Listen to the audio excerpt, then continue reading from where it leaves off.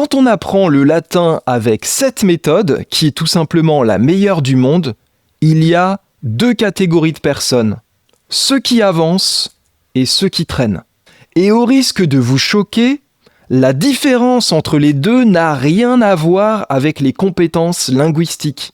C'est quelque chose de tout bête, quelque chose que vous pouvez maîtriser dès aujourd'hui. Et cet été, j'ai deux étudiants parfaits pour illustrer ça. D'un côté, j'ai quelqu'un qu'on va appeler Henri, en grec ancien. Henri commence début juillet la méthode Logos. Et 1 mois et demi plus tard, il est déjà parvenu au chapitre 19 de cette méthode. De l'autre côté, en latin, j'ai quelqu'un qu'on va appeler Lola. Elle commence fin mai avec Familia Romana et 2 mois et demi plus tard, elle a à peine atteint le chapitre 5 de cette méthode. Et pourtant, Henri n'a pas forcément de don particulier pour les langues, il n'est pas forcément plus doué que Lola. La différence, elle est ailleurs. Quelle est cette différence ? Henri se fixe des échéances, des deadlines, des dates butoirs. Appelez ça comme vous voulez. Et surtout, il s'y tient. Voici à quoi ressemble une visio avec Henri. Il arrive et il me dit « J'ai relu les textes, voici 2 questions que j'aurai sur des passages difficiles, il me pose ces questions. » Et on enchaîne avec la correction des exercices qu'il a préparés pour la séance. Résultat, il peut nous arriver d'avancer de 3 chapitres par séance. Lundi dernier, il est arrivé avec 9 exercices qu'il avait préparés, 3 par chapitre.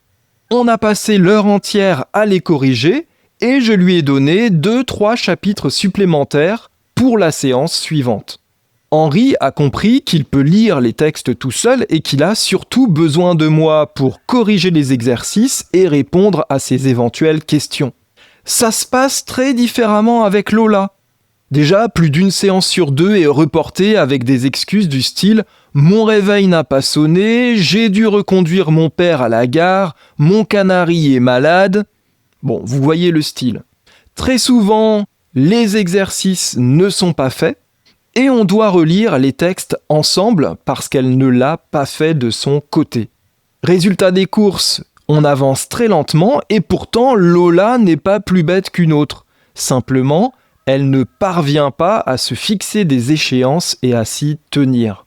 Et moi-même, si aujourd'hui encore je peux lire 100 pages de latin et 100 pages de grec par semaine, c'est uniquement grâce à des objectifs quotidiens précis, 15 pages de latin, 15 pages de grec par jour. Et je m'y tiens tous les jours, vaille que vaille.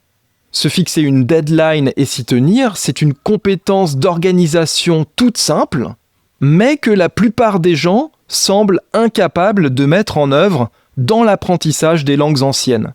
J'en veux pour preuve ma formation vidéo Latine Legendo qui permet de passer d'un niveau débutant à un niveau intermédiaire voire avancé en latin et qui a exactement le même contenu que mes cours individuels, avec la possibilité de me poser toutes vos questions à chaque étape.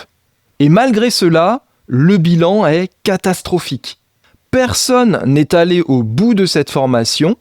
1 ou 2 personnes sont arrivées aux 2 tiers, 3 ou 4 personnes sont parvenues au premier tiers, mais la plupart n'en ont même pas fait 5%. J'avais proposé cette formation en vantant la flexibilité. Avancez à votre rythme, faites du latin quand vous avez le temps, mais le résultat concret, c'est que personne n'avance. Et la conclusion à tirer de tout ça, c'est que quand il y a 0 contrainte, on a vraiment du mal à s'y mettre. C'est même la raison d'être du système scolaire, qui est lourd, contraignant, parfois même traumatisant, je vous l'accorde, avec des injonctions du style « Si vous ne me rendez pas cette dissertation mardi prochain à 15h, je vous mets 0 », c'est bête et méchant, n'empêche que ça fonctionne, à peu près. Donc la mauvaise nouvelle, c'est que même si vous voulez apprendre le latin ou le grec pour votre plaisir, il va falloir réintroduire de la contrainte dans votre apprentissage.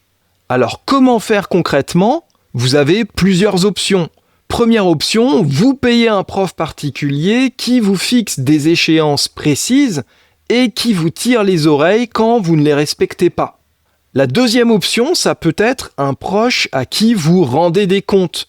Votre conjoint, par exemple, qui ne manquera pas de vous demander « Dis donc, t'en es où de la formation qu'on a payé 350 balles ?» La troisième option, ça peut être une espèce de contrat avec vous-même, avec un système de punition et de récompense du style « Le 10 septembre, je dois être parvenu au chapitre 10, sinon privé de dessert, privé de sortie, privé de quelque chose que vous aimez bien. » Et à l'inverse, évidemment, si vous atteignez cet objectif, vous vous fixez une récompense.